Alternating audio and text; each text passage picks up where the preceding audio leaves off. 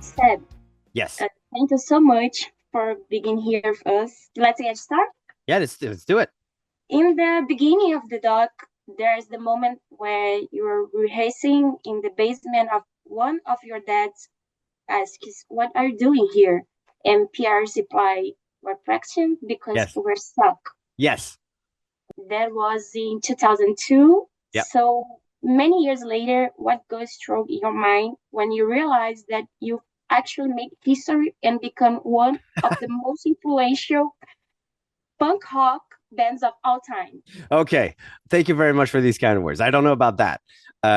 What goes through my mind, honestly, like it's been such a beautiful story that Simple Plan has had, and as if life hasn't been generous enough with all of us, these past 3 years have been better than ever. Like 20 years after the first album comes out, we are now playing our biggest shows. There's something going on with the band where social media, whether it's nostalgia, whether it's like the cool tours we've been doing, like we seem to have more fans than ever, and definitely more passionate fans than we've ever had. So when I see that basement rehearsal, I'm trying to remember, because that's perfect. And when we wrote the album, we knew Perfect was a good song, but it's so personal. It really is about like quitting school and going in a band. But I guess on a larger scale, it can speak to so many people because it's about trying to figure out if someone's expectations of yourself are more important than what you actually want to do with your life. So I'm looking at us in the basement, and I know we had no idea how much this very personal song was going to connect with so many people around the world the way that it did. In a way that this is still the song that we use to close every show we play, and the sing along and how the crowd sings it back to us is one of my favorite parts of the whole show. 25 years later, it's crazy. Also, really, in the film, Jeff talks about feeling like a misfit and how music saved him. I think a lot of people relate to that, myself included. Do you feel that this sense of belonging is still the strong bond between you and your audience? Yeah, I think that's very possible. I think something happened in the lives of many people when they find a band or a specific album at a specific moment in their lives that connects with them, and that feeling stays with you. And I'm very aware that a lot of people in come to our shows have had Simple Plan be there for them musically at different stages of their lives, whether it's recently or 20 years ago.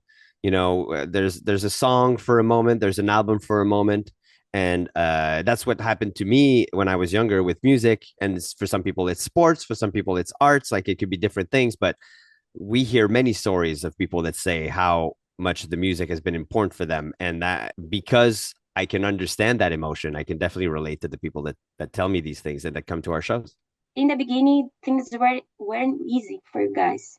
You save it up, record the demo, and send it every label listed in the yellow page of rock. Then came off a year of rejections. Mm-hmm. What made you keeping going if even after so many doors are closed until you finally pulled off that fake show to impress and car? Well, it's funny. I think the four of us would have different answers to that. So that might be or might not be extremely specified in the beginning of the documentary. But if I can answer for myself, like there's a few things. I was young, and I was playing with Pierre and Chuck and Jeff, which were only 2 3 years older than me, but that was old enough that I definitely had a lot of respect and admiration for them, and especially for the projects and the bands that they've been in before. So for myself to see that they were willing to keep going, I was like, okay, yes, let's keep going. And being younger, also, like when you're young, you can always tell yourself that you'll, if it doesn't work out, you'll do something else. So you can go all out. I still lived at my parents, so it's not like if we don't book a show, I can't pay rent. So I was still okay on that side. And I really enjoyed the music we were making. and playing with those guys. So to me, it's like if everybody's still in, I'm still in. I'm still having a great time. I think the guys are great. I think the songs are coming out really really well and awesome. And I think definitely it's well portrayed in the documentary how much drive Chuck has, and I think because to him it was either he was at the age and at the stage in his life where if the band doesn't work, he's going to school and having a career, like a serious school studies and all that. So to him, it's like, okay, well, I'm actually really, really gonna try this, and if it doesn't work, then I know I would have tried, and then I can move on. So for all of those reasons combined, personally, that's why I was just like, okay, let's just keep going and see what actually happens. At the one point in the doc, Pierre and Chuck talk about the struggles of being part of a band and how it requires a lot of sacrifice for a great purpose. To this day, what you just say have been Simple Plan's biggest sacrifice in order to keep going? Well, I feel that the biggest sacrifice that we're all doing is leaving our families behind to be able to tour the world and play shows in front of people. It's not easy. It definitely is not easy. So we all try to make it work as best we can in different ways. Whether that's bringing your family on tour or turning your phone off when you get home, and there's all these ways that you could try to sort of flip your mindset. I know a few years ago it definitely happened to me. Like I always kind of saw myself as someone that was touring. I'm a guy on tour, and then I'll go home for a little bit. And now I just try to see that as a different way. Like I'm a dad, I'm a husband, I live here, I'm at home, and then I'll go on tour and come back to this. And this is more who I want to be, and this is more where I kind of regenerate or refill my energy and my love.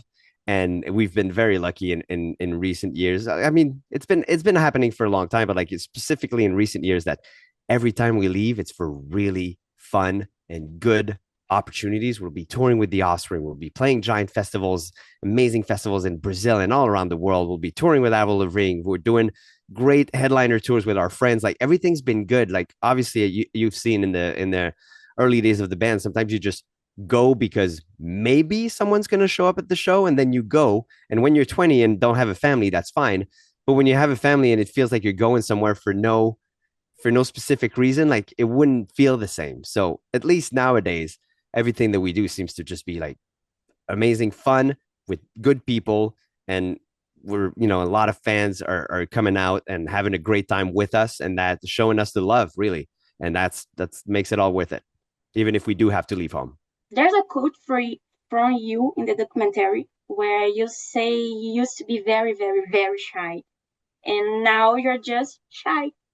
What is the journey like of breaking through the shyness and open more as an artist?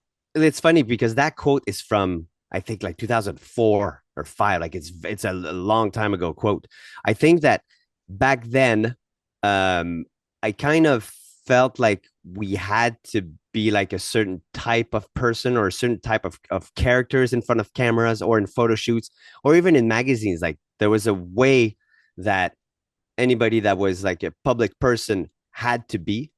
And I think that that's what was hard for me. And I think through the years when I learned that being honest is a good way to present yourself, talking about your personal interests is a good way to present yourself. Like once I got into that, I'm like, oh, I can talk about video games. I can make jokes if I want to, or if I'm kind of feeling quiet one day, the other guys will speak. They got plenty to say as well. So once I kind of understood that it was okay if my personality came through, or if I held it back for a little bit, that I got more comfortable doing all the public appearances, all the speaking, all the meetings with the fans, and all of that. Simple Plan is a global success, but it's clear you have a special connection with us in Brazil. You even filmed a video trying to traditional foods, Brazilian foods on beach in Rio. And we all saw that Jeff, the finalist, has a serious thing with pão de queijo. But, but what about the rest of the band? Any favorite Brazilian food or drink? Oh, I think you have to say the caipirinha. That's always one of the good drinks that we get there. I mean, we have a great time in most places in Brazil. Every time we go to Brazilian barbecue, we always eat too much. I mean, it's lovely over there. We have great fans, great support that we've had for years and years, and it's a special place for us because there's just a passion and an intensity that is unique to the country. So that's why we always give you guys a little bit of extra treats. I think Simple Plan in Brazil, it's a relationship that's made to last. Your site is called Tracklist. We have to ask this classic question. If you had to tell the story of Simple Plan using only your song titles, what would the ultimate tracklist look like? Okay, so I just give you songs that kind of sum up what Simple Plan's all about. Yeah. Okay, well, I think I'm just the kids there, right? I think Right. I think perfect. Welcome to my life. In no particular order, astronaut. This song saved my life. Where I belong and antidote. Most of their songs are either about the personal struggles or the relationship that we have with our fans. So that sums up Simple Plan right there. Good. And finally, yes, this is a cliche fun question, but we all need to know, when are you coming to Brazil again? And please don't leave Rio off the tune. Soon. No, I don't know. We don't have plans right now to come back to Brazil, but I mean, we come see you guys at least every like 2 years, 2 3 years. We'll be back in Brazil. Like we think now that before we go back anywhere that we've recently been, we're gonna need to make new music. So I think as soon as we're done with all the touring that we have this year, that's gonna be our main focus. And then once we have songs and something new to play for people, then we're gonna start planning the next tour. Great. That's it, Seb. Thank you again. Thank you. Bye. Bye.